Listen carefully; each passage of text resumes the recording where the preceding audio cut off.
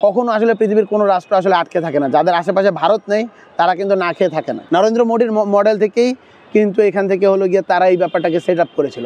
একেবারে হাসিনা মিডিয়া তৈরি করেছিল। আমরা কিন্তু হাসিনার মিডিয়ার বলয় থেকে এখনও বের হতে পারিনি।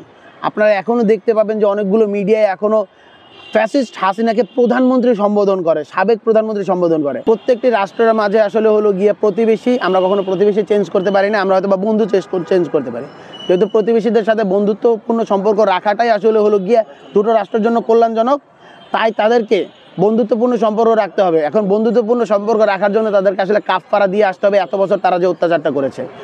আমাদের সম্পর্কটা হওয়া উচিত হলো গিয়ে ন্যায্যতার ভিত্তিতে, ন্যায্যতার হিস্সা এবং পারস্পরিক সম্মানের ভিত্তিতে, রেসপেক্টের ভিত্তিতে, আমরা যেটাকে মিউচুয়াল রেসপেক্ট বলি, মিউচুয়াল আন্ডারস্ট্যান্ডিং, মিউচুয়াল রেসপেক্ট এবং ন্যায্য হিস্সার ভিত্তিতে।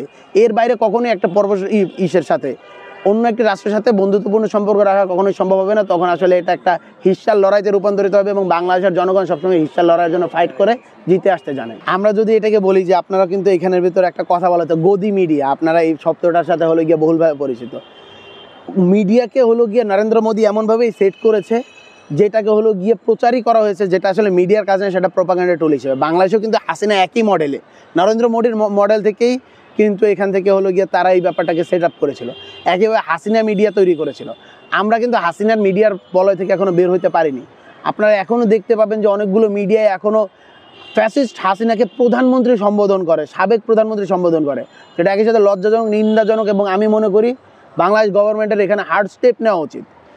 শুধুমাত্র হলো গিয়ে বাক স্বাধীনতার দোহাই দিয়ে কোনো ফ্যাসিস্টকে আবার বাংলাদেশের মাঠের ভিতরে হলো গিয়ে পুনরস্থাপন করা, তাকে ফিরিয়ে আনার প্রচেষ্টা, বা তাকে হলো গিয়ে সাবেক প্রধানমন্ত্রী সম্বোধন করা, এটা গণ অভ্যুত্থানের সাথে হলো গিয়ে বেইমানি, এটা শহীদের রক্তের সাথে বেইমানি, এটা করা যাবে না। এবং ভারতীয় মিডিয়া যা করে সেটা আসলে প্রোপাগান্ডারই অংশ।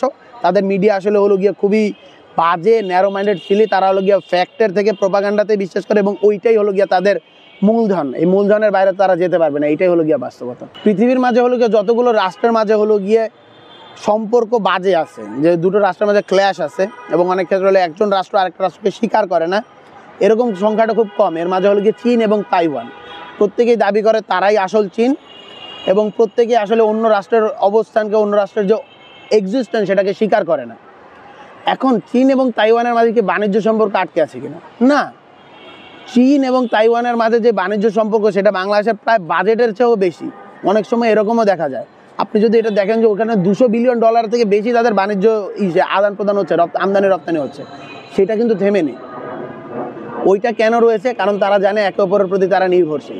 ভারতও আমাদের প্রতি নির্ভরশীল, বাংলাদেশও কিছু ক্ষেত্রে ভারতের প্রতি নির্ভরশীল। বাস্তবতা হলো ভারত আমাদের কাছে উপর আরও অনেক বেশি নির্ভরশীল। ভারতের যতজন শ্রমিক আমাদের এখানে কাজ করে, আমরা এমন অনেক কিছুই করি যেগুলো আসলে ভারতের ক্যাপাসিটির জায়গা থেকে নেই। আমরাও কিছু জায়গা থেকে আসি, আমরা মূলত হলো গিয়ে কাঁচামালের জায়গা থেকে তাদের জন্য সাফার করি, যেখান থেকে আমরা আটকে যাই। এর কিন্তু বিকল্প সোর্স আছে। হয়তো আমাদের কষ্ট হবে, আমাদের দামটা বেশি পড়বে, বাট কখনো আসলে পৃথিবীর কোনো রাষ্ট্র আসলে আটকে থাকে না। যাদের আশেপাশে ভারত নেই তারা কিন্তু না খেয়ে থাকে না।